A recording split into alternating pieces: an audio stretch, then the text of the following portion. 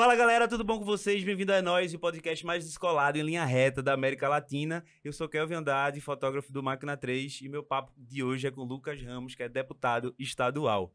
Antes de começar esse papo, eu queria falar que isso aqui é um patrocínio da AG5, o melhor receptivo aeroportuário do Nordeste. O É Nóis Podcast é uma produção de Sul Farias, que está aqui do meu lado direito e vai conversar com a gente durante essa conversa toda aqui. E Máquina 3. Beleza, galera? Se inscreve aí se tu tá assistindo no YouTube. Clica aí no botão de gostei e se inscreve. Compartilha aí pra galera sacar essa conversa aqui que vai ser massa. E é isso. Vamos embora pro papo.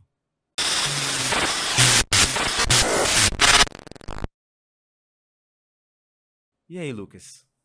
Pô, finalmente eu tô aqui, né? Pois é, velho. Obrigado por ter vindo, viu? Eu que agradeço. Agradeço o convite, poder participar do programa. Eu que tenho uma história muito forte com essa expressão é nóis. Eu aposto que é surpresa pra você, mas eu fiz questão de guardar. Mas durante o início da minha atividade empresarial, como diretor de empresa de propaganda, publicidade, aqui em Pernambuco, uma franquia nacional, a nossa empresa se chamava Enox, que era propositadamente uma evolução da expressão é nóis. Então, é nóis. Tamo aqui, tamo junto. É nóis. Quando eu tava na aula de inglês, quando eu sugeri esse nome. Faz uns 2 anos isso, não faz 2 anos? Faz 2 anos, Faz 2 anos. Aí a Gabriela, minha amiga, falou o é noise. O noise. Nós, aí eu ficava, oxi, isso dá um nome de podcast. Aí eu ficava, é nóis, é nóis. É nóis, é nóis. Aí eu sou muito... Tem até vinheta já. Aí ficou nessa... Quando a gente criou, já tem um nome, é Noise, aí ficou. Agora é engraçado, né? Um podcast nordestino com nome em inglês. Mas a gente usa muito, né? O é Nóis aqui, o é Nóis, é Nóis. Ó, a gente tem uma cachaçinha aqui, tu vai? Não, me libere dessa função, porque eu tenho um compromisso comigo mesmo, que anda de eleição 1 ano, 365 dias que antecedem as eleições, eu não bebo absolutamente nada alcoólico. Nenhuma raizada de Lampião. Nenhuma raizada, guarda ela pra gente tomar no final da tarde do dia 2 de outubro, que é quando se encerra o horário para que os eleitores possam acessar os colégios eleitorais. Então, é a hora que eu tenho de relaxar e poder acompanhar a apuração. Massa, velho. Regado numa cervejinha, quem sabe. Cervejinha, uma cachaçinha. Mas por que tu não bebe? É tipo assim, tu se prepara fisicamente? Como é que é? É promessa? O quê? Então, não é promessa porque ninguém se elege porque parou de beber. Aham. O meu ponto de partida realmente é um esforço de campanha. Você tem que deixar de lado algumas coisas que você gosta muito para se dedicar a outra. E aí, para mim, a bebida, por exemplo, traz o cansaço da ressaca no outro dia, a disposição, engorda, deixa a gente mais corajoso, deixa a gente mais rico. Então, quando a gente deixa de beber, é só benefício. Eu já perdi 12 quilos nessa caminhada e eu tenho certeza que daqui pro final da eleição eu ainda perco mais um pouquinho. Fico mais bonito na foto sua. É isso, vai que fica eleito também, né? Então, e aí na hora que apura, a gente comemora.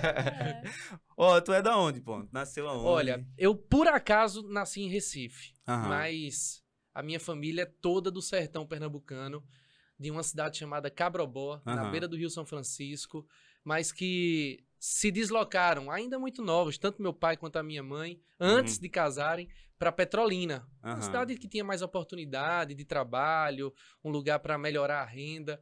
E aí meu pai, vereador da cidade de Petrolina, eleito em 1982, cumprindo a sua atividade parlamentar, mas candidato a deputado estadual em 86, o ano que eu nasci.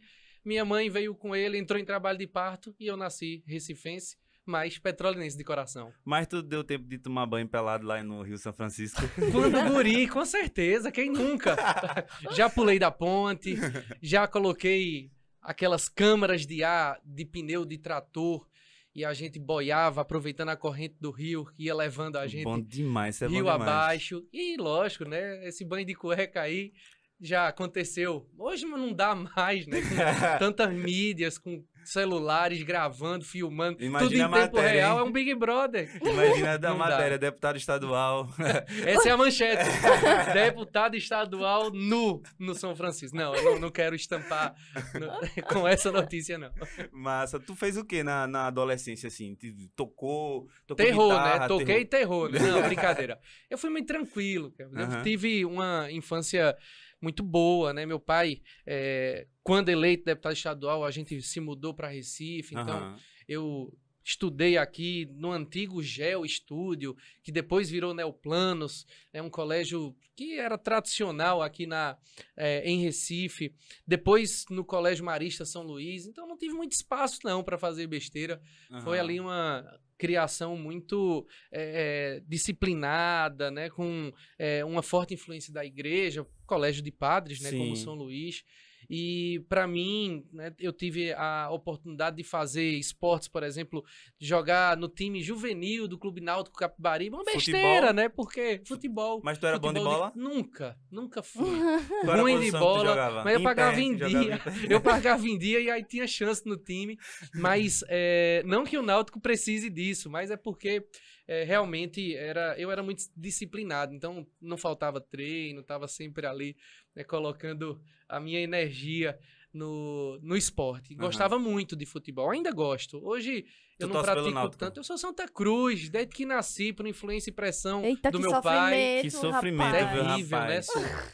E eu realmente não tive muita escolha não, viu, Kevin? Pra mim foi herança, né? Meu pai quis assim e sou feliz. Sou feliz com essa escolha que ele fez por mim. Você deveria voltar a jogar futebol e ir pro Santa Cruz jogar. Eu tenho um time, acho que tá faltando. Eu tenho um time, chama Amigos de Lucas Ramos. A gente faz pelada solidária em várias cidades de Pernambuco. Meu camisa 9, por exemplo, é Carlinhos Bala. Ah, né? Que massa. Ele, como ex-profissional, atleta de ponta, né, traz outros nomes de referência. Né? Quem estava conosco foi o Russo, que já bateu bola conosco nesse time. Mas como dono da bola, eu tenho direito a usar a abraçadeira de capitão. Mas certo. É só por isso mesmo. Você perguntou qual a posição que eu jogava.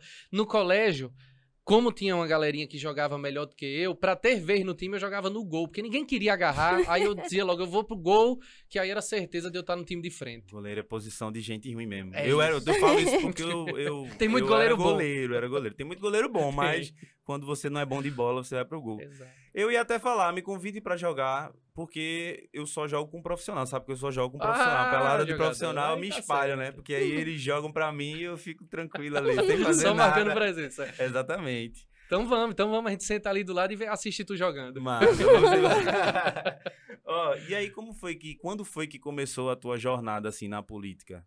Então, eu empreendi muito cedo na minha vida. Tá? Eu falava aqui sobre a empresa de propaganda e publicidade que eu abri quando eu tinha apenas 21 anos de idade. Né? Eu estava ainda na faculdade, eu era estagiário do Sebrae. Faculdade de publicidade. Estava na faculdade de administração, certo. Com ênfase em marketing. Massa. E aí eu tive a chance de, conversando com aquele que viria a ser o meu sócio, ele que era um amigo de infância, morávamos no mesmo prédio, até ele se mudar para São Paulo, então ele veio com essa oportunidade de negócio e trazer a franquia Enox para Pernambuco. A partir da gente, seria uma oportunidade incrível para quem estava começando a vida, 21 anos, ansioso pela emancipação financeira, querendo o mundo. E eu, então, abri a empresa no ano de 2006. Ela fazia o que, essa empresa, basicamente? Mídia indoor. Era propaganda em bares, restaurantes, academia, salão de beleza, lan house, tudo que era propaganda dentro do estabelecimento. Qual era a tua função lá? Eu era o CEO, fazia tudo. Desde colocar a mídia no banheiro, adesivando o espelho da balada, até negociando com clientes como a Fiat, né, como o Ministério das Cidades, que foram os grandes anunciantes, Unilever, por exemplo, que nos trouxe essa experiência dentro da iniciativa privada, né? A partir de então, eu me dediquei, né, a essa atividade empresarial e quando foi em 2014, exatamente, 2014, a minha primeira eleição, me candidatei a deputado estadual, né, pelo Partido Socialista Brasileiro, onde eu estou filiado desde 2005. Então, nós buscamos e alcançamos o primeiro mandato já na primeira tentativa, né? Que massa, tive 58.515 votos naquela eleição, que para mim foi um reconhecimento, né, de uma esperança. As pessoas depositaram em nós 58.515 votos de que a gente poderia fazer diferente do que eles estavam acostumados, fora, né, daqueles vícios que a gente encontrava. Foi no momento em que o povo brasileiro estava, né, invadindo as ruas, né, do nosso país, pedindo por mais emprego, mais educação, mais saúde, mais respeito, mais cidadania. E foi exatamente esse momento de renovação que coloquei meu nome à disposição. Fui o 8º deputado estadual, né, mais bem votado de Pernambuco e o 4º do Partido Socialista Brasileiro. Como foi pra tu o dia a dia ali da campanha? Porque até então tu não sabia mesmo. Obviamente que tu tinha ali o teu pai, que já é político e tudo mais. Eu queria complementar também essa pergunta. Que antes, assim, tu saiu de publicidade, tava em publicidade. Não, vou me candidatar. O que é que tu sentia falta na política pra dizer assim, não, eu vou ser o agente da mudança? Bom, a experiência de publicidade ajuda. A pergunta de Sueli foi melhor que a minha. Ela te botou no bolso. Me botou no bolso. Todo episódio eu falo isso. Eu acho que quem deveria estar aqui era a Sueli, não eu. Su complementou. Eu acho que eu vou ser o CEO e Sueli vai ter que vir apresentar. Então, primeiro, trabalhar com publicidade já me dava a experiência de você vender produtos. Né? A comunicação, a forma de apresentação, né? O conteúdo e a embalagem diz muito do produto. Não quer dizer tudo sobre o produto. Mas a campanha, os 90 dias de campanha, era exatamente o tempo que eu precisava para apresentar o conteúdo. Mostrar o porquê de escolherem Lucas Ramos, o desconhecido, uma pessoa que nunca tinha sido política ou exercido cargo político na vida. E foi exatamente nesse momento de inovação que eu pude tocar no coração das pessoas. Foi mostrar que existia caminho. Onde havia a escuridão, ainda havia aquele sopro de esperança, ainda havia luz.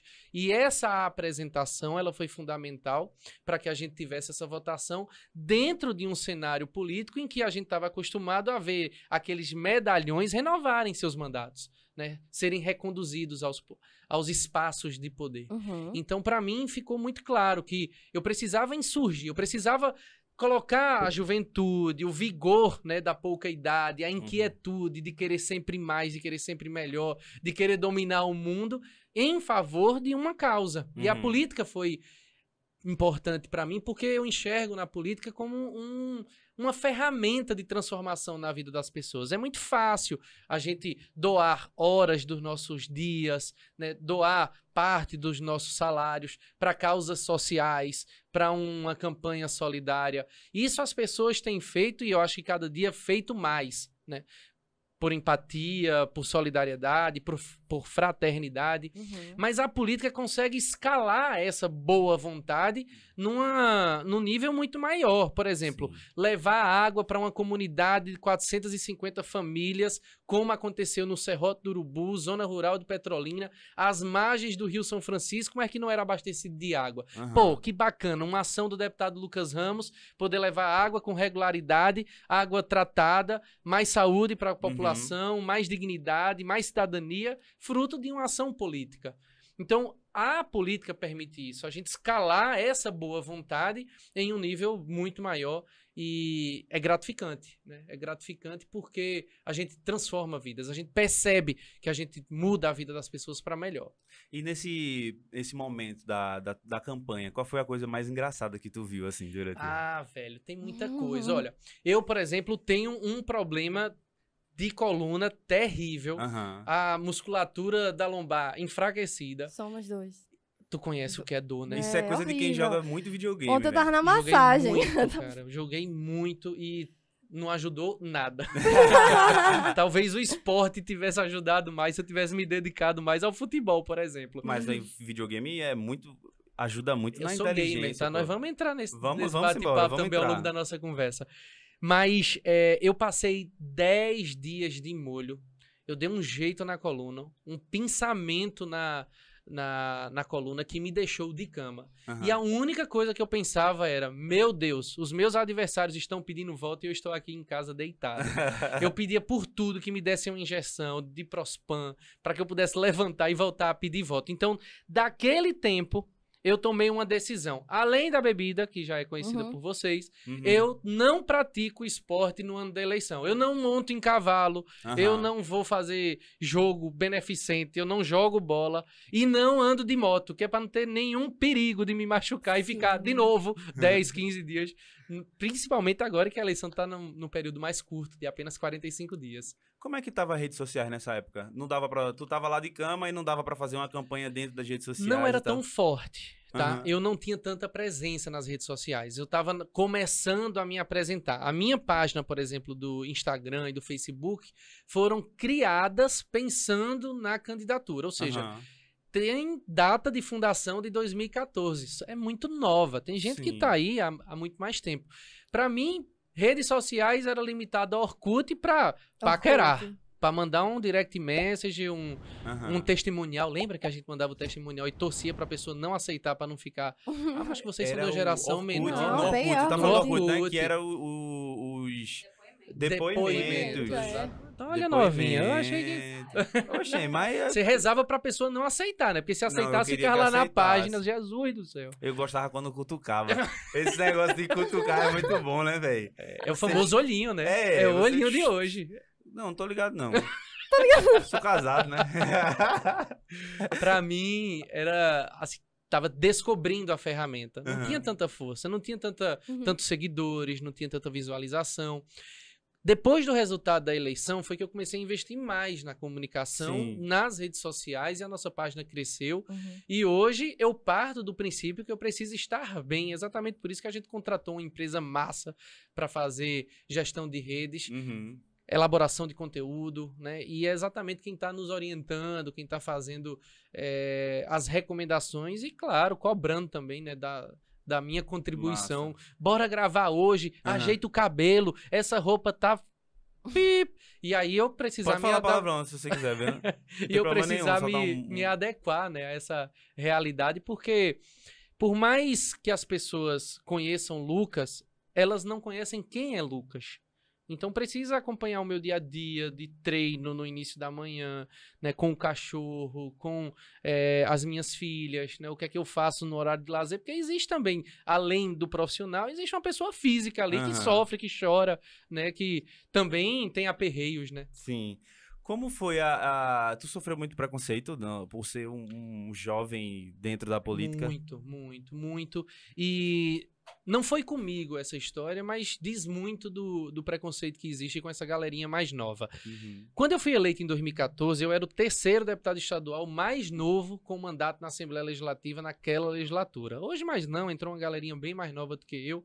Já estou no meu segundo mandato, concluindo e me encaminhando para o terceiro. Uhum. Mas eu lembro de uma história com outro deputado chamado Claudiano Martins Filho, que é de uma cidade chamada Itaíba, uma cidade pequenininha, Uhum. muito menor do que Petrolina.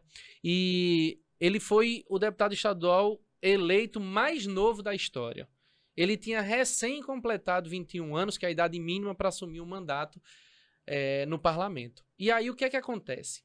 Claudiano Martins vai subindo as escadas do palácio, a sede do governo, e o chefe da Casa Militar, responsável pela segurança do governador do estado, diz: "Ei, boizinho, vai pra onde?" Uhum. Olha, é mais ou menos isso que acontece quando a gente, muito novo, assume esses espaços de poder e que as pessoas olham atravessados porque estão acostumados a verem aqueles medalhões, aqueles anciões, aquelas pessoas veteranas na política que têm Sim. 2, 3, 4, 5, 6 mandatos. Eu fui deputado estadual com Henrique Queiroz, que tinha 9 mandatos de deputado estadual. Nossa, né? muita coisa. O presidente do meu partido em Petrolina tem 10 mandatos, 9 federal e 1 de estadual.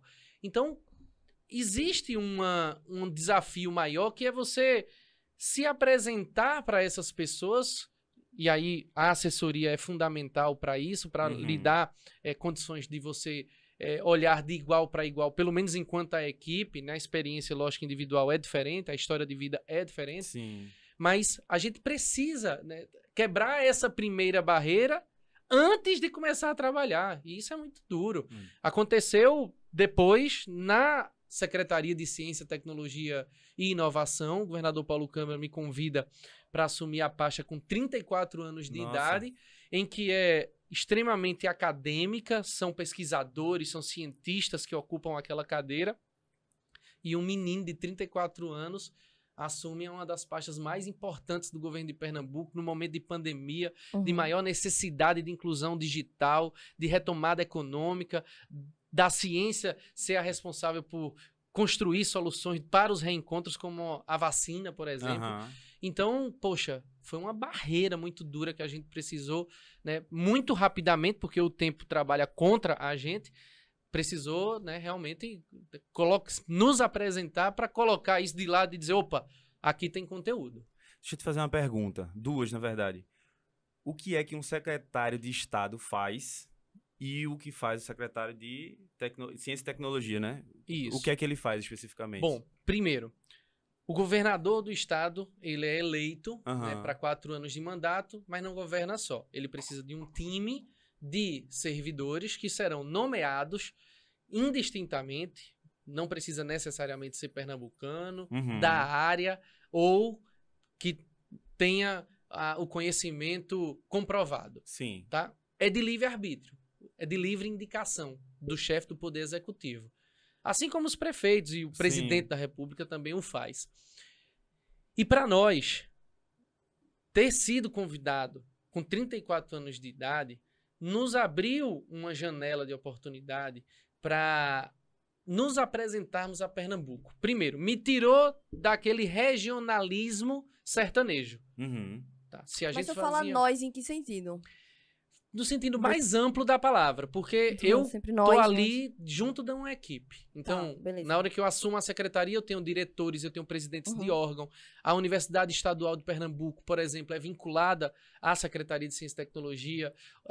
Os hospitais universitários, Procap, CISAM, Oswaldo Cruz, ligados à nossa secretaria, o Espaço Ciência ligado à Secretaria de Ciência e Tecnologia, enfim. Quando eu digo nós é porque é um conjunto de atores, de elementos, de realidades distintas, inclusive, entre si, de uma TV. A Secretaria de Ciência e Tecnologia tem a administração de uma televisão pública, que é a TV Pernambuco, a empresa Pernambuco de Comunicação. Então, quando eu digo nós, é porque se não funcionar o CEO, o secretário, se não funcionar o diretor, se não funcionar a colaboradora que serve o cafezinho, não dá certo. E aí tem um peso muito forte, a pouca idade, porque isso nos traz luz para um debate muito forte. Quando é que a Academia Pernambucana de Ciência ia sentar com o deputado Lucas Ramos se não tivesse sido secretário de Ciência e Tecnologia? Sim. Quando que os reitores das universidades públicas, Universidade Federal, Federal Rural, institutos federais, sentariam com o deputado Lucas Ramos se não fosse secretário de Estado? Então tem um peso político muito forte e isso traz uma credibilidade junto, né? Existe a institucionalização, né, de uma secretaria e a gente então bate as portas dos ministérios, trata com os empresários para formalização de PPPs, por exemplo, né, como a que vai permitir trazer o cabo submarino para melhorar a qualidade da internet. Aqui em Pernambuco nós não temos nenhum, o estado do Ceará tem 16, e exatamente por isso, você como gamer também, né, como que Ceará tem mais times, mais competitivos, ganham mais campeonatos do que nós pernambucanos. É simples, os caras jogam lá com ping a 16 ms, a gente joga aqui com ping de 70, 80. O bicho entende, viu? Gostei. Entende, viu? Eu pensei que ele ia falar, não, joga um Mario e tal. Então, o Super NES, né? Joguei muito, mas quando eu descobri o Counter-Strike, o CS, aí eu me realizei na vida, que eu jogo até hoje, tá? Tu joga hoje? Hoje eu jogo Valorant. Tu já ouviu falar do Valorant? Valorant eu conheço sim. Vamos marcar, hein? Vamos marcar pra jogar, hein? Diz que Valorant é o juvenil do CS. Eu não sei se é verdade, não sou eu que tô dizendo, não. Deixa eu te falar uma coisa. Olha aí, pegou Não, peguei não, sabe por quê? Porque é o seguinte, eu sou global no CS. E aí... jogador. Eu pensei em jogar profissionalmente, mas aí, tipo, a fotografia me chamou e eu gosto de fazer arte. Mas eu tinha o mesmo pressentimento, assim. Eu pensava a mesma coisa. Não, Valorant é muito fácil, mas aí depois... Descobriu que não é. Eu não consigo chegar numa patente máxima no Valorant. Não consigo. Eu nunca joguei Valorant. É puro preconceito. Eu me descobri no CS e hoje entendo porque é que os times brasileiros, por exemplo, vão treinar no México, nos Estados Unidos, porque lá a conectividade, ela é... a ping praticamente zero. Exatamente. Né? Ou seja, não tem delay no tempo de resposta entre o tiro e a bala chegar no seu destino. Né? Então... O que é que tu tá fazendo, assim? A Secretaria de Tecnologia fez alguma coisa relacionada Fez. A gente ampliou a REPEP, que é a Rede de Pesquisa e Educação de Pernambuco, que é o cabo de fibra ótica do estado para conectividade nos prédios públicos, certo? Então, a gente entra nas universidades, a gente entra nas escolas, a gente entra nos hospitais, a gente entra nas sedes dos fóruns, por exemplo, do Tribunal de Justiça, da Defensoria Pública, do Ministério Público, mas na hora em que a gente passou na frente do comércio, aquele particular, ele é beneficiado, então ele contrata lá o provedor de internet regional, que vai utilizar a infraestrutura do governo de Pernambuco numa internet que tem até 100 GB de velocidade, né? Ou seja, a gente conseguiu ampliar essa rede de fibra ótica. Hoje a gente tem 2.500 quilômetros de fibra implantada e nós vamos dobrar essa capacidade de atendimento. Nós vamos, além disso, melhorar a infraestrutura nas cidades onde a gente já tem atuação com os pontos de operação e de troca de tráfego. Isso é um produto que, inclusive, gera uma receita para o ITEP, o Instituto Tecnológico de Pernambuco, que faz o tráfego de dados acontecer com a RNP, a Rede Nacional de Pesquisa, que é essa fibra ótica nacional, que a gente compartilha e tem como parceiro, né? A Secretaria foi responsável ainda por interiorizar os nossos laboratórios de manufatura avançada e implantar nas escolas os espaços 4.0. Imagina o que é ter numa escola pública impressora 3D, scanner 3D, equipamentos de última geração como notebooks gamers para a gente fazer um campeonato integrado, né, no estado inteiro, acontecendo em tempo real, que possa ter o Valorant, que possa ter o CS, que possa ter o LoL. LOLzinho. Exatamente. O LOLzinho é bom. Estimular esses estudantes a desenvolverem ferramentas tecnológicas, venderem isso para o comércio, para a indústria, gerar receita para esses meninos que estão ali na escola pública, no ensino médio, ensino profissionalizante, como nas escolas técnicas, e eles poderem serem donos dos seus próprios negócios. E na carreira STEM de ciência, tecnologia, engenharia, matemática, eles terem melhor colocação no mercado de trabalho. A gente está saturado de advogados, a gente está saturado de médicos, a gente está saturado de engenheiro, a gente precisa hoje de desenvolvedor de software, a gente precisa hoje de web design, a gente precisa hoje de cloud computing, que são profissões que nem existem ainda. Nós estamos falando aqui de necessidade de mão de obra especializada, em que é muito mais fácil para um jovem em formação, 16, 17, 18 anos, do que para mim, que estou com 36 anos de idade, precisando me atualizar, que ainda parei lá no front page, né? Que ainda estou ali numa ferramenta CSS, HTML5. Java, que nem, tem sistema operacional que nem roda mais Java. Eu parei no HTML5. Quando lançou, eu disse, não, dá para mim mais não, vou fazer foto mesmo. Então a secretaria teve esse papel fundamental de interiorizar a capacitação técnica nessa linguagem de computação.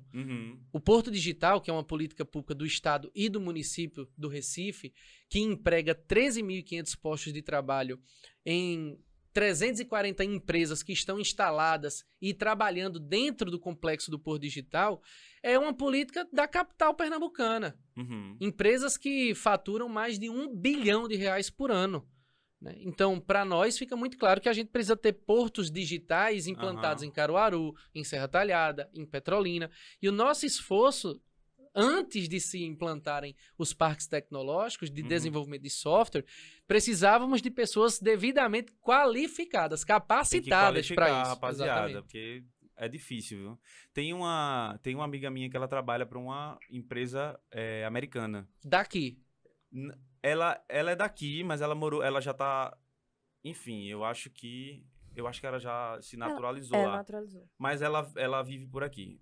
Vê que massa. A pandemia nos trouxe essa realidade. Você trabalhar daqui para uma empresa multinacional que tem sede nos Estados Unidos, na Europa, em qualquer lugar do mundo, e ou a mulher, o cara ou a mulher, de casa, de short, chinelo, ali, acordando na hora que quer, né, e dormindo na hora que quer, desde que esteja produzindo, ele sem precisar sair de casa, ganhando ali 3.000 euros, 4.000 euros por mês, que dá uma remuneração de R$15.000. Quem é que tem esse salário? Né? Às vezes ela procura, ela fala, tu conhece algum programador? Aí, pô, programador eu até conheço, mas que seja fluente em inglês é difícil. É muito difícil, então a dica é pra galera. programe e fale inglês. E Tem dá certo. 3.000 postos de trabalho não ocupados no Porto Digital por falta de mão de obra qualificada. 3.000 postos É muita coisa. não ocupados. Uhum. E aí, o que é que faz pra ocupar? Tem que treinar esse povo, tem que capacitar, tem que fazer a graduação, a especialização, a pós-graduação. Não falo nem do mestrado, doutorado, eu digo é de especialização, de você mergulhar naquela ferramenta e ser o melhor naquilo. Eu tinha um professor de matemática chamado Eduardo Ernesto, que ele dizia o seguinte: não seja igual ao pato. O pato nada, o pato voa, o pato anda, o pato corre e não faz nada direito. Aham. Seja o melhor naquilo que você é bom e pronto. E você vai dar certo na vida. Né? Massa. Então, eu acho que as pessoas precisam desse banho, né, de realidade, de que se não for bom em alguma coisa, não vai ter espaço no mercado de trabalho. Massa demais. Isso é uma... Vai ser isso subemprego. Isso é um corte bom, né? Pra botar no Instagram. Não seja um pato, véi. Que corte bom danado. Ó, deixa eu te perguntar uma coisa. Me fala aí algumas entregas tuas que tu tem mais orgulho, assim. Olha, levar água sempre é uma ação gratificante. Uhum.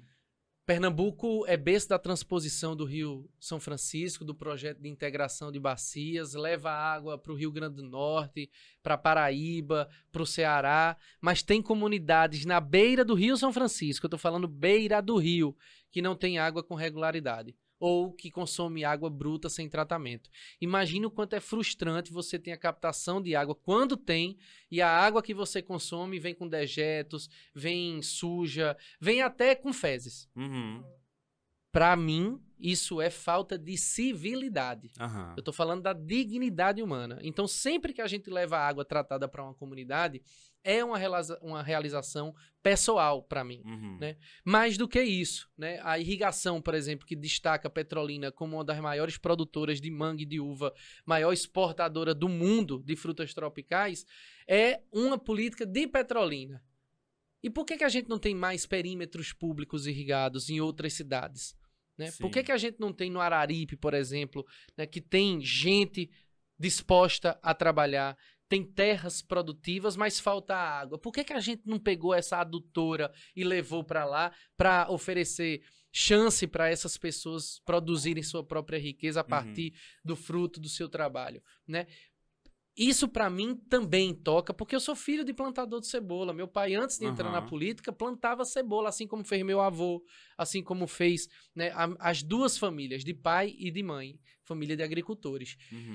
E posso dizer, Kelvin, que para frente, a maior realização do nosso mandato vai ser a entrega, a conclusão, a inauguração do Compaz de Petrolina. Primeiro porque o Compaz já se firmou como uma política pública de sucesso para a formação de cidadão. Eu estou falando aqui de mediação de conflitos, eu estou falando de assistência social, de assistência jurídica, eu estou falando aqui de prática esportiva, eu estou falando aqui de lazer, de aula de balé, como tem ali no Alto Santa Terezinha, de aula de xadrez, como tem ali no COC. E a gente poder fazer de uma ferramenta, né, que a política nos traz, um momento de transformação social, realmente isso é gratificante. E Petrolina será a primeira cidade a ter o Compaz fora do Recife, ou seja, é a interiorização da política, é levar a obra para aqueles que mais precisam e mais distantes estão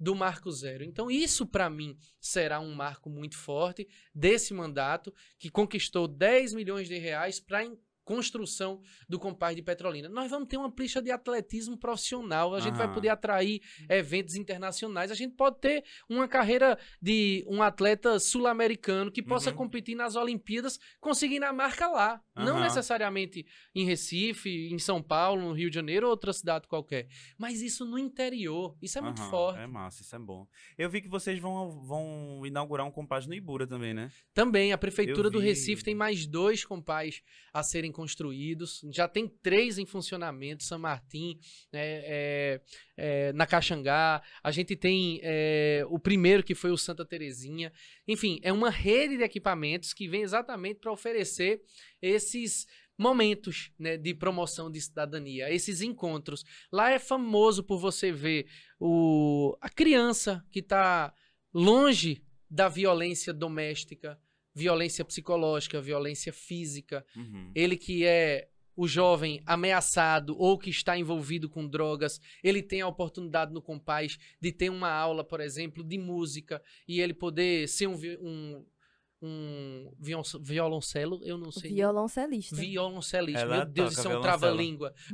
Ela toca Muito violoncelo. obrigado, Su. É. E então, para nós, isso é gratificante, porque você tira um jovem da criminalidade, né, num ambiente em que ele se sente bem, né? Ele pede para ir para lá. Quando fecha, porque é feriado, ele entra em desespero, porque é o momento que ele vai sofrer violência dentro de casa, por exemplo. Aham. Então, a gente poder tirar o jovem, né, oferecer uma educação complementar para quem está ali na primeira infância, né, para aquele pequenininho, ou para o idoso que está em casa, aposentados, já não está mais com idade ativa de trabalho, né, economicamente ativo, que falo, e que pode encontrar ali num jogo de gamão, né, os seus amigos, mas que sabe que não vai sofrer violência.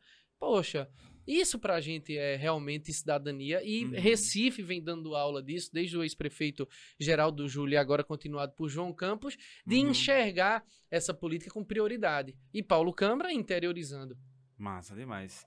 Ó, tu é pai, né? 2 meninas lindas, Mariana e Isabela. Eu Gêmeas. não sabia disso não. Gêmeas? São gêmeas. Eu não sabia disso não. Eu quis falar assim, pai de pet. Ah, tem também Francinaldo Lula da Silva. Francinaldo Ai, é? Lula da Silva. Nome de batismo. Ele veio com uma estrelinha no peito e para nós é a esperança. É a esperança de um 2023 que vai começar incrível, né? Com mais oportunidade para todos, com mais, né, políticas públicas de inclusão social, de distribuição de renda. Para mim, Fran significa isso. Que massa, velho, que massa. Mas vamos falar 5 das tuas filhas meses, também. tem 5 meses. Qual é a raça? Galgo italiano. Mas não é surdo não, né? Velho, ele é de uma energia. Sempre que enxergam o cachorro, as pessoas dizem, esse cachorro é de corrida. E eu não entendia o que significava isso. Realmente, o cachorro é de corrida. Ele toca o terror dentro de casa. Ele é velocista. Aham. É impossível pegar ele. O cachorro, enfim, é muita energia. Velho, para quem mora em apartamento, ficou pequeno. Levar ele pro parque é uma das melhores coisas que a gente faz, porque solta da coleira e deixa ele até cansar, botar a língua pra fora e pedir pra voltar pra casa. É Minhas complicado. meninas não, são bem mais calmas, tá? São mais tranquilas. Eu só tenho cachorro... Lá na casa dos meus pais só tem cachorro obeso e um super velho, assim. Então não E tem albinos, E albinos. albinos. Ah, É só problema. Ela é só problema. É, problema de pele, de Problema tudo, de né? pele, Protetor solar. Meu irmão tem um cachorro, a cachorra lá, vira-lata, que o nome dela devia ser Big Big, mas como foi minha sobrinha que trouxe, aí chamou ela de Vira, que é vira-lata. Oh, Que ela tá imensa, velho, imensa, ela nem anda direito, assim, ó. Quando ela me vê, ela não consegue nem mais pular. a emoção dela demonstra diferente já, né? Ela faz, não, vamos subir, ela sobe uma escada, eu fico na altura dela, pra gente poder Ela ia odiar a conversar. Fran. É. Ela ia odiar. E é braba, viu? Não entra não. Fran ia odiar ela. Ó, como é ser pai de gêmeas? Foi uma das maiores mudanças da minha vida. Aham, Tá? Muda o centro de gravidade de tudo. aham. Primeiro, na hora em que escolhi, né, a emancipação financeira da minha casa, eu sabia que tinha um custo. Uhum. Trabalhar para gerar o dinheiro para o final do mês, para financiar a balada, a viagem, Uhum, para comprar aquele item que eu queria, de televisão a carro. uhum. Então, tinha um custo, né? E eu trabalhava para sustentar a mim mesmo. Quando as meninas chegaram, muda a sua forma de encarar as coisas, muda o seu compromisso com as coisas, muda o seu comportamento. Tudo que eu faço hoje é pensando nelas. Primeiro, o bem-estar, evidentemente, para não deixar faltar nada para uma boa educação, uma boa formação. Uhum. E não falo aqui de bens materiais. Eu tô dizendo Sim. da educação de uma forma mais completa possível, tá? Dentro do ambiente familiar, estabilidade para que elas possam se preocupar em brincar apenas e também do que eu faço, que elas tenham orgulho do pai que tem. Aham. Para que elas possam lá na frente, quando tiverem maiorzinhas, quando tiverem já consciência das coisas, que elas possam ver a biografia do pai e o que fez quando foi deputado estadual, o que fez quando foi secretário de Estado. E ter uma conduta ilibada nessa jornada é, para mim, prioridade total, porque eu quero ser exemplo para elas. Eu não quero que elas cresçam sofrendo bullying na escola, porque o pai estava ali envolvido com falcatruas, com coisas erradas que a política oferece por muitas vezes. Não. Eu quero dar a elas o melhor exemplo, eu quero que elas tenham orgulho, que elas contem a história. E se quiserem também seguir os passos do pai, que o façam, né? Desde que seja uma decisão pessoal delas, vontade própria, não forçadas. Sim. Então, quando tu faz política, tu pensa nelas o tempo todo. O tempo inteiro, porque eu também encontro outros pais que estão esperando mais oportunidade, filhos de agricultores, como eu sou, que não querem ir para a agricultura, então precisam de um auxílio do governo de Pernambuco, como que nós criamos o ProUP, né, fortalecido, Programa Universidade para Todos, criado por Eduardo Campos quando governador, e o ProUni, que nós criamos, Pernambuco da Universidade, que dá uma bolsa de R$500 para o jovem que está na escola pública e quer estudar na universidade, mas que não teve nota suficiente para passar numa instituição federal gratuita, que ele possa ir para a universidade particular, para faculdade privada e estudar também. Estudar a medicina, estudar o direito, estudar a advocacia, o que ele quiser ser. Então, quando eu faço política, eu faço pensando nos filhos dos outros também. Exatamente o que a gente quer é garantir mais oportunidade. Sim. Então, sim, tudo que faço hoje é pensando nelas, para que elas tenham, né, a melhor ideia do pai, a melhor referência do super-herói. Se tu confunde, não dá não, né? Só no aperreio. Na hora em que estão trelando muito, você chama uma pelo nome da outra, ela diz que não é ela, enfim. Eita. E elas te trollam, não? Não, nunca. Ah, Não. que pena. Ia ser tão massa, pô. Olha, faz esses conteúdos assim. Mas é pô. só naquele aperreio ali. Essa é Mari, essa é Bela, mas rapidamente Maribela. Maribela. E Maribela, Dupla por sertaneja. muitas vezes, é uma pessoa só. Ana Vitória, Maribela. É uma coisa só, né? As pessoas se referem, cadê Maribela, né? Enfim, são elas. É isso. Um beijo, meninas. Ó, o que é que tu vai fazer de diferente? Tu tá pré-candidato a deputado federal, não é isso? Quero fazer diferente? Levar para Brasília essas políticas públicas que a gente discutiu aqui. É transformar Pernambuco, que hoje já é o estado mais inovador do Nordeste, no estado mais inovador do Brasil, que tem uma televisão pública gratuita como a TV Pernambuco, que alcance todos os lares pernambucanos, né, a partir do sinal digital. A gente já tem isso nas plataformas digitais. Você já consegue ver, assistir o conteúdo ao vivo em plataforma stream. Mas eu quero que as pessoas que não têm internet, mas que têm um aparelho de televisão com um conversor digital, possam assistir. Quero dar a elas o direito de escolher. Não estou dizendo que ela vai ser obrigada a assistir, não. Né?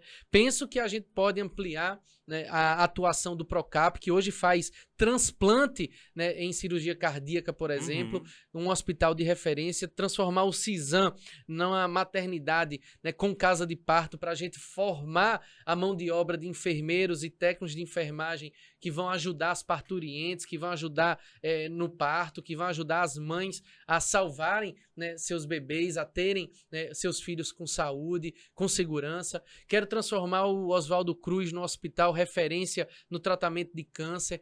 Tudo isso é possível com o mandato de deputado estadual, que eu estou concluindo agora o segundo, mas a gente intensifica e amplia as possibilidades com o mandato como deputado federal em Brasília, junto aos ministérios, desbravando, né, a esplanada, trazendo recursos, convênios, recursos que estão na União, né, concentrados e que muito mal gastos poderiam estar servindo a Pernambuco, né, com muito mais utilidade. O que eu quero é a força do mandato para eu poder trazer mais esperança para os pernambucanos, 9,5 milhões de cidadãos que querem mais saúde, querem mais educação, não estão satisfeitos em terem a melhor escola do Brasil, querem mais, não estão satisfeitos em serem o estado mais inovador do Nordeste, querem mais. As empresas estão chegando, mas a gente pode criar um ambiente muito mais atrativo para o desenvolvimento de negócios, que a gente possa estimular o empreendedorismo digital, social, inclusive fazer com que esses empresários possam trabalhar em corrente para diminuir a pobreza no nosso estado, o mapa da fome, né, que voltou a assombrar o brasileiro. brasileiro e que em Pernambuco, uma média de 3 milhões de famílias que dependem de programas de assistência social para sobreviverem. O que eu quero é poder trazer o meu mandato em favor dessas pessoas. O Compaz também pode ser algo que seja implementado em território nacional? A ideia Pode, e já é uma política pública da SUDENE. A Superintendência de Desenvolvimento do Nordeste reconhece o Compaz, o Centro Comunitário da Paz, como sendo uma política pública de inclusão social. Falta só o financiamento. Faltam políticos que tenham expressão nacional a acreditarem e reproduzirem isso em outros estados. Para a gente, fica muito claro que quando o governador Paulo Câmara interioriza, a gente consegue plantar uma semente dentro de Pernambuco e que vira referência, sem dúvida nenhuma, para outros governadores, para outros prefeitos, como muitos que já vieram aqui conhecer esse modelo de gestão e que já tem modelos desenvolvidos para cada um dos seus estados ou municípios. O governador do Goiás já esteve aqui, né, acompanhando Murilo Cavalcante, secretário de Segurança Cidadã do Recife, exatamente para compreender como funciona e desenhar uma proposta que seja em conformidade com a realidade do seu estado, né? Muitos outros gestores públicos já estiveram aqui. Eu citei um porque foi uma visita que me marcou muito, porque eu pude acompanhar, eu tive a oportunidade, né, de bater esteira, né, como sertanejo que sou, gosto de pega de boi, gosto de vaquejada, eu pude acompanhar, né, essa visita. Mas fica muito claro que o que falta, por muito, é a liderança e a vontade política de fazer acontecer essas ações se tornarem realidade, né? A ideia, o conceito, todo mundo aprova, todo mundo concorda, todo mundo elogia. O Compaz, que acabou de receber uma premiação internacional da Organização das Nações Unidas. A ONU premiou o Compaz. Então isso dá destaque. Só que não adianta nada o Compaz Recife ter, se em Paulista não tem Compaz, se em Olinda não tem Compaz, se em Petrolina ainda não tem Compaz. E a gente pode sim, com as nossas emendas parlamentares, expandir essa política pública para outras cidades. Eu tenho outra dúvida.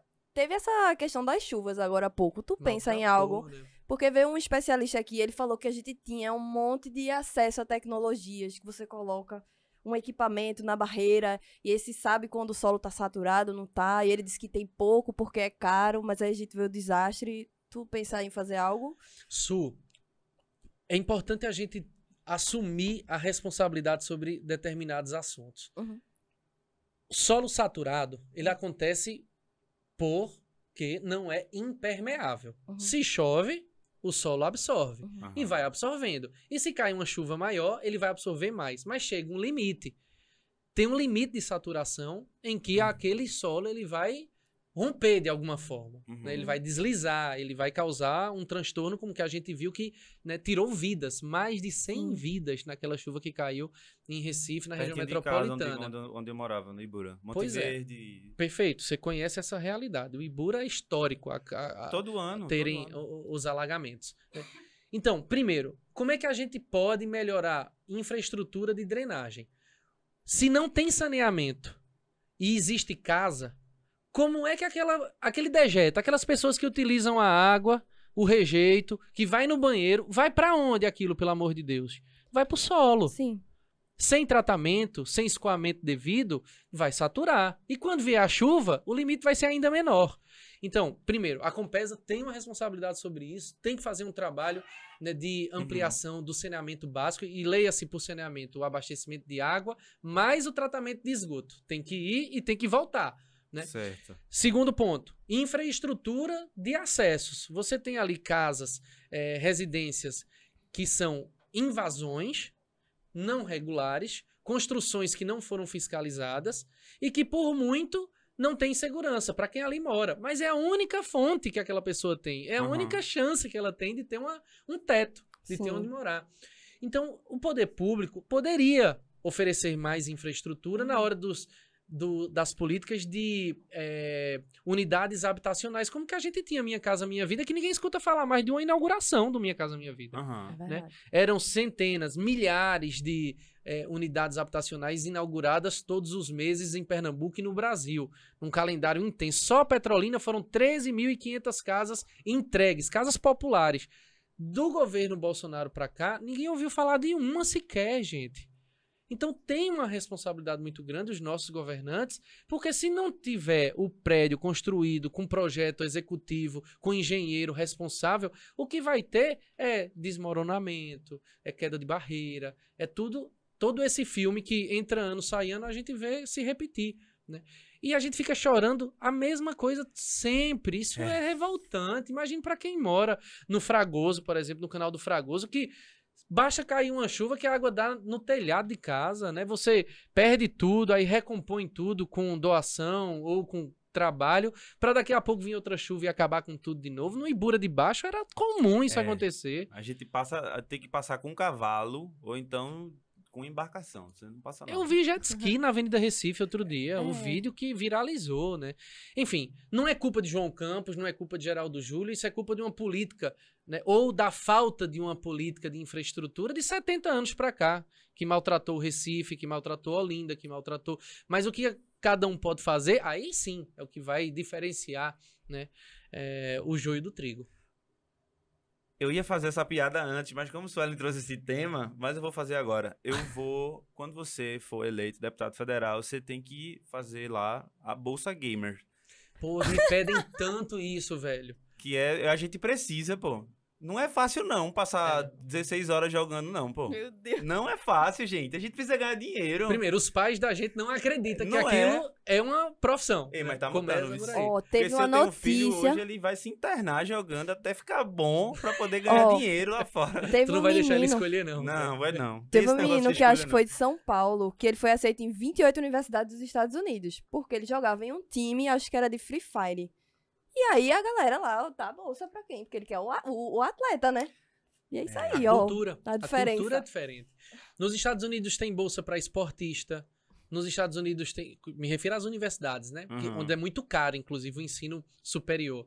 Nos Estados Unidos tem bolsa para musicista, para gamer. Eles acreditam, porque sabem que são profissões. A gente não tem essa cultura ainda, né? Acho que é uma evolução. Mas acredito muito que essas arenas que a gente espalhou por Pernambuco inteiro, esses espaços 4.0, por exemplo, eles vão proporcionar uma mudança cultural que vai nos permitir criar campeonatos com premiação melhor, né? Como o campeonato mundial que tem $1 milhão de premiação. Não tô falando que isso vai ser nos próximos dias, não. Isso leva um tempo para se consolidar. Mas, por exemplo, para o Mundial, o Rio de Janeiro já vai sediar esse ano, no mês de setembro, uma etapa. Ou seja, poderia acontecer aqui. Imaginem o Geraldão lotado, ali aquela arquibancada de nerds, de geeks, né? Por que não? Poxa, ia ser bom, hein? Eita, Ia você ser cancelado bacana. pela minha galera mesmo, poxa. Mas é algo que a gente deve perseguir. Não a Bolsa Gamer. A Aí, Bolsa Gamer ainda galera, não é foi uma só realidade. brincadeira, vai Ainda que- não é uma realidade. Mas as arenas, o financiamento de eventos, o desenvolvimento de games. Por exemplo, eu tô vendo aqui, eu tenho um iPhone, eu não sei qual é o aparelho que você usa, mas tem tecnologia pernambucana embarcada no iPhone, produzida pelo Porto Digital. Por que a gente não pode desenvolver os nossos games também? Já é uma realidade, mas o poder público poderia estar financiando, ser sócio daquela parada, de dizer o seguinte, ó, você é um puta de um programador, nós vamos acreditar no teu potencial, a gente vai financiar no momento que você não tem grana, que você não tem a bolsa, mas a gente vai te dar uma ajuda de custo, você vai durante algum tempo trabalhar no desenvolvimento daquele produto, e se ele estourar no mercado, 50% é teu, 50% é meu. Para que eu possa, com esse 50% de retorno, financiar outras ações, outros jovens, outros gamers, entendeu? E fazer com que o dinheiro público sirva para as pessoas, para o cidadão que vai no futuro contribuir com o imposto, né? Mas eu falei brincando, mas pensando bem agora, seria uma boa mesmo. Porque se tem o Bolsa Atleta, Thiago fica rindo ali, ó. Ele fica rindo ali, ó. Mas, Thiago, é uma profissão, tá? Pessoas ganham dinheiro streamando, pessoas ganham dinheiro jogando. Sabe por que não é uma realidade agora? Porque a iniciativa para criar uma bolsa, uma ajuda de custo, um auxílio, ela é exclusiva do Poder Executivo. Não pode partir de um deputado. Infelizmente, a Constituição nossa diz que todo projeto de lei que cria despesa para o Executivo, ele é exclusivamente matéria de responsabilidade do próprio Poder Executivo. Ou seja, só o prefeito ou o governador ou o presidente pode criar esse tipo de despesa. Quem sabe futuramente a gente... Né? Lucas, a gente tem uma safadeza que a gente faz no final, que a gente pega algumas perguntas de pessoas próximas a você e aí a gente traz pra conversa aqui pra você contar as histórias e tudo mais. Beleza. Aquela coisa toda. Deixa eu até tomar um gole d'água aqui. Se quiser, o momento da cachaça é esse, eu tô isso. logo avisando, viu? Aí, Lucas, o Fernando Ribas mandou pediu pra você contar a história de quando vocês alugaram uma casa em Porto de Galinhas, uma casa mal assombrada. Véio, já sei o que é. Pior que não foi nem aluguel, porque quando a gente aluga, que tem um contrato, você tem a quem reclamar, pedir restituição, devolução, e não era o caso. Tinha um amigo nosso, gamer também, chamado Demoniac School. Nossa. Eita, poxa. Só podia ser nick de gente que joga CS mesmo. Então, esse cara chamou a gente pra ir pra casa do pai dele em Porto de Galinhas. Pô, jovem, seco, louco pra ir pra praia, pra paquerar, vamos embora. Não perguntamos nem quais eram as condições. Roupa de cama, toalha, nada. Levaram Só nada. foi uma mochilinha nas Só costas e o aventura. dinheiro do final de semana. Aham. Velho, nós chegamos lá, a casa estava completamente apagada, não tinha ninguém vai deixar a luz acesa, né? Sim. E aí, Demon bate a mão no bolso e diz, poxa, esqueci a chave em Recife, vamos ter que pular. Aquilo ali já me deu um estalo. Estranho. Pô, o cara sabia que a gente vinha pra casa, esqueceu a chave, mas vamos embora. Dá o pezinho aqui, ó, sobe pela sacada, entra pela janela, volta, abre a porta por baixo. Não tinha nada a casa, nada, não tinha um móvel, não tinha absolutamente nada a casa que a gente foi em Porto de Galinhas, a não ser um sofá velho, todo cheio de sujeira, de morcego, né? Você via cocôs assim, fezes distribuídas em todos os cantos da casa. E no quarto superior, 2 quartos que tinham lá, 2 colchões no chão que estavam ali em bom uso. Que dava pra dormir, né? Dava pra dormir, mas não tinha nenhum o tal do computadorzinho lençol. pra jogar um videogame, Tinha nada, um velho. consolezinho, Nada. um baralho, Uno, nadinha. Nem isso. Uno pra Ninguém se brigar. Só preocupou perrengue. com isso. Ninguém se Só preocupou com perrengue. isso. E a gente foi pra passar o final de semana. A gente chegou na sexta-feira, pegou o famoso Penélope ali na Avenida Dantas Barreto, um ônibus que ia direto pra Porto de Galinhas. Só com a roupa do corpo e o dinheiro do final de semana. Grave bem essa informação importantíssima pro final da história. Certo. E a gente chega nessa casa sem infraestrutura nenhuma, distante do centrinho ali, 4 quilômetros, estava rolando uma tal de tenda da escola, que era música eletrônica, era a parte mais badalada. A gente ia todos os dias andando para guardar o dinheiro, para não gastar com besteira. E aí a gente vai para passar o final de semana. Chega na segunda-feira, o dia de voltar para casa, eu, Fernando, decidimos ficar com o Demon mais alguns dias. E passamos 10 dias nessa. Pra uma casa que não tinha nada, ela foi bem Velho, ocupada, viu? A gente ficava comendo mortandela, pão e guaraná para poder se alimentar. Era esse a nossa refeição do dia a dia para aguentar o rojão. Chegou o ponto de meu pai ligar pra... Eu não tinha celular na época. Meu pai ligar pra uma amiga minha e dizer, como é, tu vai voltar pra casa ou eu vou aí te buscar? Eu digo, bom, agora é a hora de eu voltar. E essa foi a minha passagem por de Galinhas, na casa mal assombrada, que não tinha nada, somente os morcegos escalando nosso amigo Fernando Ribas enquanto ele dormia e ele gritando pela casa. É o Batman. Assustado. Com o episódio. Por isso que ele faz uma alimentação balanceada em ano de eleição, pô. Mortadela. Cara, comendo 10 dias comendo um pouco mortadela? 10 dias. E Guaraná. Igual. Massa demais. Aí, o Eduardo Vasconcelos pergunta, que história é essa de tu ficar pulando catraca por aí? Foi uma vez só. Eduardo, não é justo não. A ARP, Agência de Regulação de Pernambuco, autorizou, isso era 2004, meu primeiro ano de universidade, a ARP autorizou um reajuste na tarifa de ônibus que já era muito cara. E a passagem ia ficar mais cara ainda. E eu tinha uma responsabilidade enquanto estudante. Eduardo era presidente do Diretório Central dos Estudantes da UPE, ele no curso de odontologia, e eu do curso de administração na FIR, a gente combinou, né, e nós fomos protestar, né, pelo aumento das passagens de ônibus. Resultado, como protesto, Eduardo para um ônibus na Avenida Agamenon Magalhães, pula a catraca, essa foi a manchete do jornal, só que o presidente da ARP naquele ano chamava-se Ranilson Ramos, meu pai. Velho, não dava pra negociar desse jeito, pulando os ônibus. Mas é isso, foi nossa luta como estudante, né? O ano foi 2007. Eu saí no jornal uma vez, na capa, assim, um desses protestos de aumento de passagem, que eu tô fazendo, não é, eu esqueci o nome técnico dessa... Catracaça. Eu acho que é. Que eu estava abrindo a porta para os trabalhadores entrar. A gente era só isso, a gente só fazia isso. A gente abria a porta e a galera, todo mundo entrava. E aí tinha os fotógrafos lá perto. Quando a gente abriu, eu saio assim, ó. Entra. Invade geral. É a capa do jornal. Ainda bem que ninguém nunca da minha família soube disso. Quer dizer...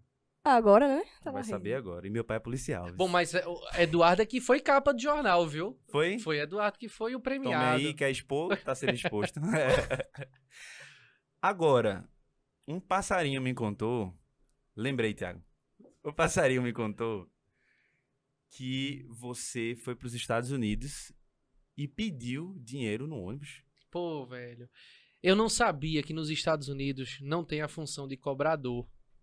E que você é recomendado aí com o dinheiro trocado da passagem do ônibus, o motorista abre, você mesmo coloca lá, deposita o valor da passagem e senta. Eu cheguei com a nota, dinheiro pegado, não tinha o que fazer. E aí, me apresentei, o motorista disse que, sem ser trocado, eu podia descer do ônibus. No que eu vou descendo, um cidadão lá atrás se levanta e diz em alto e bom som: galera, vamos ajudar o nosso amigo brasileiro que não tem dinheiro para andar de ônibus nos Estados Unidos. Resultado, todo o ônibus começou a doar dinheiro, mandar dinheiro, e eu saí de lá com $20 a mais do que eu precisava da passagem. Que maravilha, eu passei vergonha. Eu acho que eu vou para os Estados Unidos. Eu não quero Bolsa Gamer mais, não. Poxa. Acho que eu vou para os Estados Unidos e vou ser brasileiro lá. A cotação de hoje de 5,20 dava mais de 100 pila, viu? Dava mais de 100 pila. Dá demais. Mas passei vergonha. Passei vergonha porque não é que eu não tivesse o dinheiro, né? Mas, o bichinho, enfim, do É brasileiro. o preconceito, né? É o preconceito que a gente sofre por onde a gente passa, né? Massa demais. Lucas, obrigado, viu, pelo papo. Eu que agradeço, gente. Eu agradeço aí a forma generosa, o espaço dado, né? Essa audiência maravilhosa. É nóis, estamos aqui participando desse podcast maravilhoso, de uma equipe extraordinária como vocês. Equipe grande, viu? Enorme. Parece Ficou pequeno o estúdio. Parece a TVPE aqui. Parece a TVPE, ó. Ficou pequeno o estúdio, né? Mas eu faço aqui uma reflexão, né? Aqueles que não acreditam na política ou que estão desacreditados dos políticos. Edmund Burke falava que para que o mal triunfe, basta que o bom nada faça. Eu resolvi fazer, tá? Eu resolvi fazer a minha parte. E eu acho que eu tenho uma parte importante na construção do futuro melhor. Se cada um pensar assim, Kevin, a gente vive, né, dias melhores, a gente vive num mundo melhor, com menos desigualdade, com mais justiça social. Obrigado, que a gente planta essa semente por onde a gente andar. Tamo junto, sempre que precisar, as portas estão abertas. As portas do Muquifo estão abertas. Como o Lula diria, né? Lula foi pro Podpah e falou: isso aqui parece um Muquifo. Aí eu tô usando isso aqui, se Lula falou, né? Então vou usar também. Tá falado. Pra você que ficou aqui até o final, muito obrigado. Segue a gente aí nas redes sociais. Tu vai fazer assim, é nóis, e adiciona o Y no final. Aí fica é nóis e podcast. Se inscreve aí no canal. Se tá assistindo no YouTube, se inscreve e dá o joinha, beleza? É nóis.